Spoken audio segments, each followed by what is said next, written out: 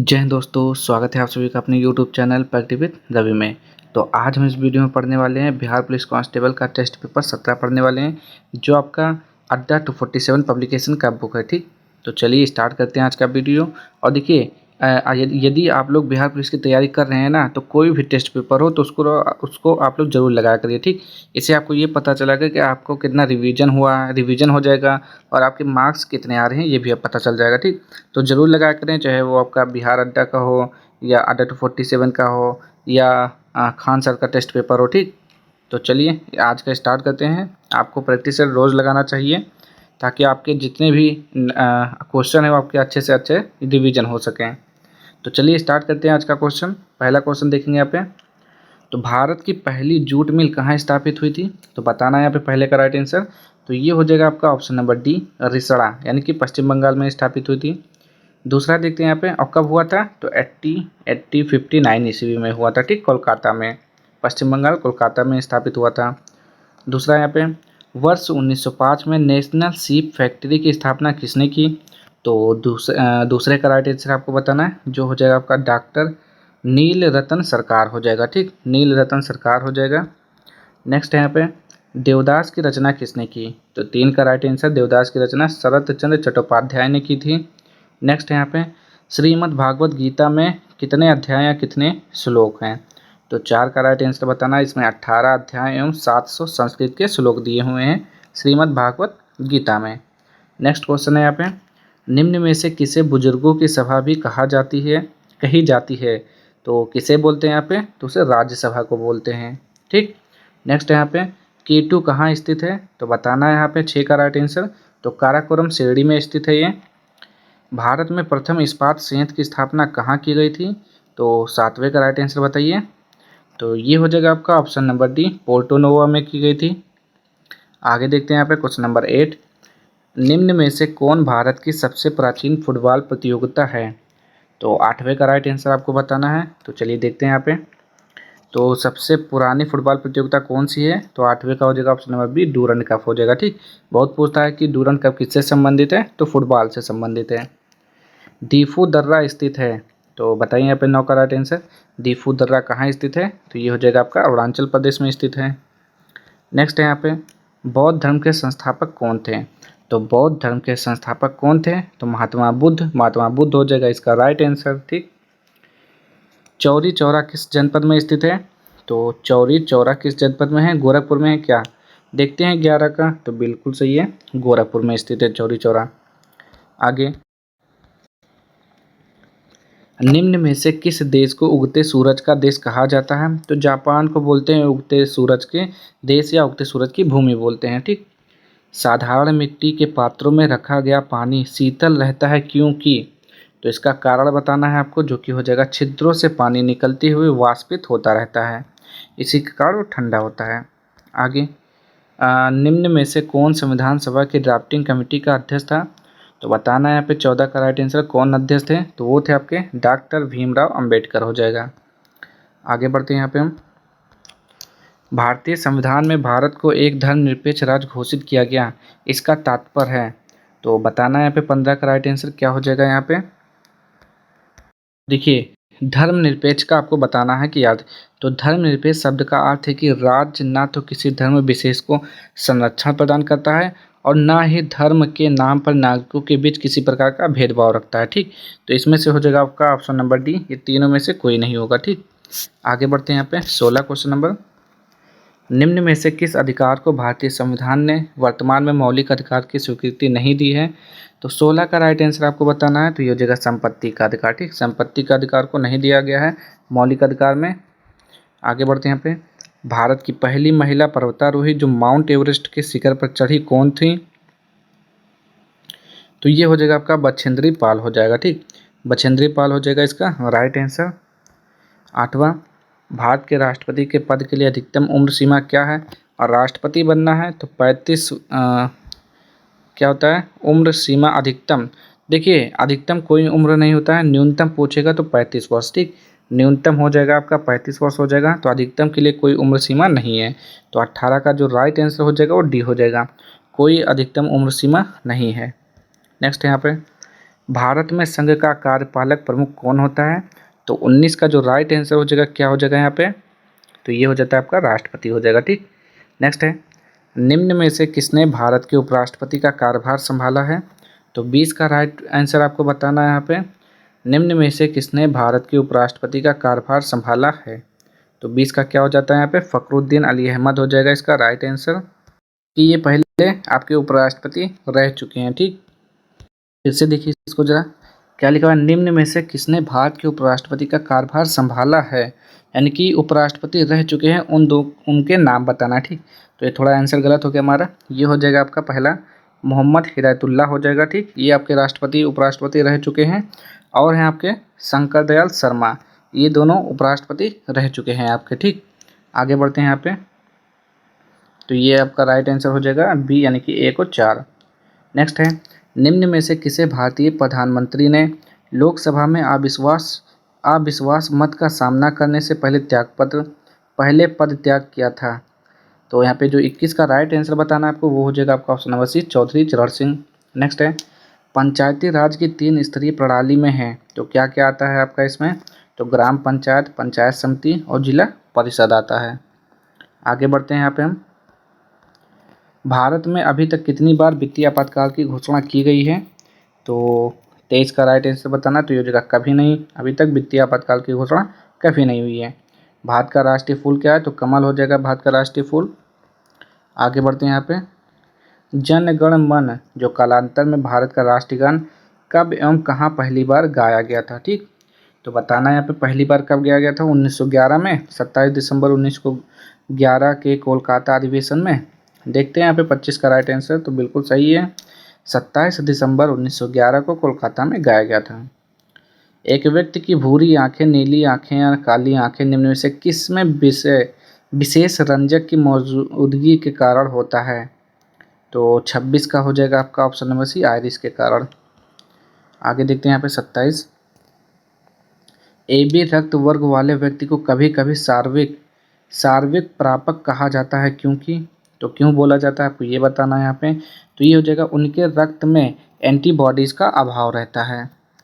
आगे बढ़ते हैं हम यहाँ पे 28, मानव शरीर में मौजूद सबसे बड़ी ग्रंथि कौन सी है? तो सबसे बड़ी ग्रंथि कौन सी होती है? यकृत तो होता है। देखते हैं यहाँ पे 28 का राइट आंसर, तो बिल्कुल सही है। ठीक, मानव त्वचा बिना छाले पड़े अधिकतम कितना तापमान सह सकती है? तो 29 का डी हो जाएगा 37 डिग्री सेल्सियस। एक चींटी निम्न में से किसकी उपस्थिति के कारण चारों ओर की वस्तुएं देख सकती है? तो 30 का राइट आंसर हो जाएगा संयुक्त नेत्र की उपस्थिति के कारण। आगे यहाँ पे देखिए मैथ का क्वेश्चन है, तो इसको तो आप लोग सॉल्व करिएगा, तो सी आ जाएगा। 32 को सॉल्व करेंगे तो इसका बी हो जाएगा, 33 को सॉल्व करेंगे तो इसका राइट आंसर डी हो जाएगा। अब यहाँ से लगभग 20 क्वेश्चन आपके मैथ के होंगे, 34 को सॉल्व करेंगे तो इसका ए आ जाएगा, 35 को सॉल्व करेंगे तो इसका भी सी हो जाएगा, स्क्रीनशॉट लेके सॉल्व कर लीजिएगा। 36 को सॉल्व करेंगे तो इसका राइट आंसर बी हो जाएगा। आगे बढ़ते हैं यहाँ पे हम 37 को सॉल्व करेंगे तो इसका राइट आंसर क्या हो जाएगा? तो इसका डी हो जाएगा। 38 को सॉल्व करेंगे तो ए हो जाएगा, और 39 को जो सॉल्व करेंगे तो इसका क्या हो जाएगा? 39 का, तो 39 का हो जाता है बी। ठीक, और जब 40 को सॉल्व करेंगे तो इसका राइट आंसर ए हो जाएगा। आगे बढ़ते हैं यहाँ पे हम 41 को सॉल्व करेंगे तो इसका राइट आंसर सी हो जाएगा।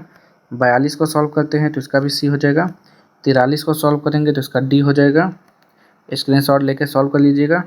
आगे 44 को जब सॉल्व करेंगे तो इसका सी, 45 को सॉल्व करेंगे तो इसका राइट आंसर ए हो जाएगा।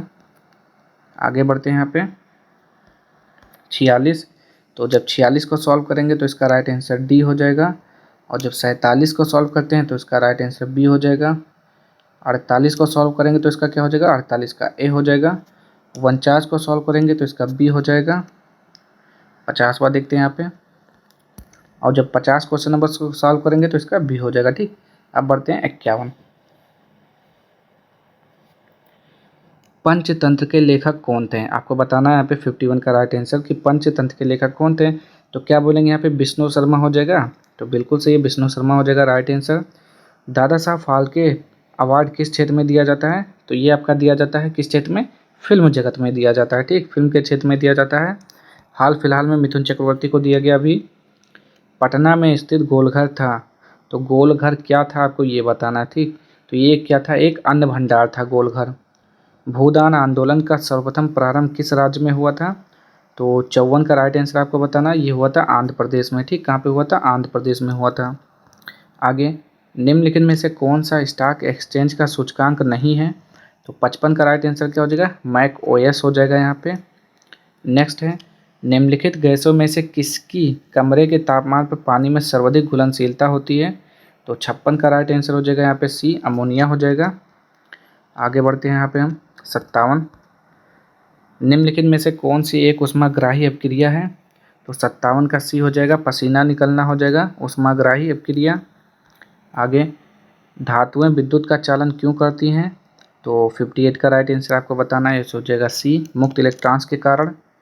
दूध को दही में बदलने में उपयोग किए जाने वाले उत्प्रेरक का नाम बताइए। तो 59 का राइट आंसर हो जाएगा लैक्टेज हो जाएगा, लैक्टेज। आगे, ऑक्सीकरण की अपक्रिया में क्या होता है? तो 60 का राइट आंसर हो जाएगा बी, इलेक्ट्रॉन्स खोते हैं। निम्नलिखित तत्वों में से किसका गलनांक सबसे कम है? तो 61 का ए हो जाएगा, ब्रोमीन का गलनांक सबसे कम होता है। आगे, निम्नलिखित में से कौन सी गैस यदि वातावरण में हो तो अपनी गंध के कारण पहचानी जाती है? तो कौन सी गैस होती है वो? तो वो होता है आपका सल्फर डाइऑक्साइड, यानी कि SO2 होता है। नेक्स्ट है, स्फेलेराइड डैश का एक अयस्क या खनिज है? तो ये हो जाएगा जिंक का एक अयस्क या खनिज है, ठीक। नेक्स्ट है यहाँ पे, नाइट्रोजन की खोज किसने की थी? तो नाइट्रोजन की खोज किसने की थी? 64 का राइट आंसर हो जाएगा रदरफोर्ड ने की थी। कौन सा पदार्थ मिलाने से कांच को हरा रंग मिलता है? तो कौन सा पदार्थ मिलाने से, तो कौन सा हो जाएगा यहाँ पे 65 का? तो हो जाएगा फेरस ऑक्साइड मिलाने से हरा रंग होता है कांच का। आगे, किसी रासायनिक क्रिया में एक उत्प्रेरक का कार्य क्या होता है? तो उत्प्रेरक क्या करता है? कारकों की गतिज ऊर्जा को परिवर्तित करता है, ठीक। आगे बढ़ते हैं यहाँ पे हम, सोडा वाटर का डैश द्वारा आविष्कार किया गया था। तो सोडा वाटर को किसने यानी कि किसके द्वारा आविष्कार किया गया? तो जोसेफ प्रिस्टली के द्वारा इसका आविष्कार किया गया। ईथेन गैस का स्वाद थोड़ा डैश होता है। तो ईथेन गैस का स्वाद थोड़ा कैसा होता है? तो थोड़ा मीठा होता है। नेक्स्ट है यहाँ पे 69, निम्नलिखित में से कौन सी प्रक्रिया वर्षा होने के लिए जिम्मेदार है? तो 69 का राइट आंसर हो जाएगा यहाँ पे बी, वाष्पीकरण और संघनन हो जाएगा, जो वर्षा होने के लिए जिम्मेदार है। पानी का पीएच मान कितना होता है? तो 7.4 होता है, ठीक। यहाँ पे 7 दिया हुआ है केवल। आगे, निम्नलिखित अणुओं में से कौन सा एक डबल सहसंयोजक बंधन द्वारा जुड़ा हुआ है? तो 71 का हो जाएगा आपका ऑक्सीजन हो जाएगा यहाँ पे। नेक्स्ट है, ठोस कार्बन डाइऑक्साइड को डैश कहते हैं, तो क्या बोलते हैं यहाँ पे? तो 72 का डी हो जाएगा, सूखी बर्फ बोलते हैं उसे। बेरिल डैश का एक अयस्क या खनिज है, तो किसका अयस्क या खनिज है? तो बेरिलियम का है। आगे बढ़ते हैं यहाँ पे 74, ईंधन के अपूर्ण ज्वलन के कारण निम्नलिखित में से कौन सी गैस उत्पन्न होती है? तो 74 का राइट आंसर बी हो जाएगा, यहाँ पे कार्बन मोनोऑक्साइड हो जाएगा। नेक्स्ट, निम्नलिखित तत्वों में से किसका सबसे कम गलनांक है? तो 75 का राइट आंसर डी हो जाएगा, क्रिप्टन। आगे बढ़ते हैं यहाँ पे, सिनेबार डैश का एक अयस्क या खनिज है, तो किसका हो जाएगा 76 का राइट आंसर? तो ये हो जाएगा मर्क्यूरी का हो जाएगा, ठीक, यानी कि पारा का है। नेक्स्ट है यहाँ पे, यह जब सूर्य प्रकाश के संपर्क में आता है तो फास्जिन में परिवर्तित हो जाता है। तो उन चारों में से क्या हो जाएगा? क्लोरोफॉर्म हो जाएगा, एसीटोन, बेंजीन, प्रोपिलीन। तो 77 का हो जाएगा क्लोरोफॉर्म हो जाएगा। आगे बढ़ते हैं यहाँ पे, बेंजीन की खोज किसने की? तो 78 का राइट आंसर आपको बताना है, बेंजीन की खोज किसने की? तो ये हो जाएगा माइकल फैराडे हो जाएगा। नेक्स्ट है यहाँ पे, यदि पानी से दुर्गंध आती है तो उस दुर्गंध को डैश द्वारा डैश मिलाकर दूर किया जा सकता है। तो 79 का हो जाएगा सी, सक्रिय चारकोल मिलाकर उसे दूर कर सकते हैं। आगे, पानी का रासायनिक सूत्र डैश है, तो 80 का राइट आंसर आपको बताना है, यहाँ पे डी हो जाएगा, जल हो जाएगा। इनमें से कौन सी रचना प्रसिद्ध कथाकार मनु भंडारी की नहीं है? तो 81 का राइट आंसर हो जाएगा डी, पिंजरे की उड़ान। नेक्स्ट है यहाँ पे, वैदिकी हिंसा डैश न भवती नाटक के शीर्षक को पूर्ण करें। तो 82 का हो जाता है यहाँ पे, वैदिकी हिंसा हिंसा न भवती। आगे बढ़ते हैं यहाँ पे, कहत कहत नटत रिझत खीझत, क्या हो जाएगा? और रिझत के बाद हो जाएगा यहाँ पे खीझत लजियात मिलत, यहाँ पे हो जाएगा कहत नटत रीझत खींचत मिलत खिलत लजियात। सही शब्दों का चयन करते हुए प्रस्तुत दोहे को पूर्ण कीजिए। तो खींचत और लजियात हो जाएगा। निम्नलिखित विकल्पों में से दाता शब्द का स्त्रीलिंग बताइए। तो दाता का दात्री होता है। नेक्स्ट यहाँ पे लिंग संबंधी अनुपयुक्त निम्नलिखित में से कौन सा है। तो 85 का हो जाएगा कर्ता कर्त्री, ये गलत लिखा हुआ है। ठीक, कर्ता का क्या हो जाएगा यहाँ पे, ये गलत लिखा हुआ है आपका 85 का। कर्ता का कत्री होता है, ऐसे लिखा जाएगा। ठीक, कत्री।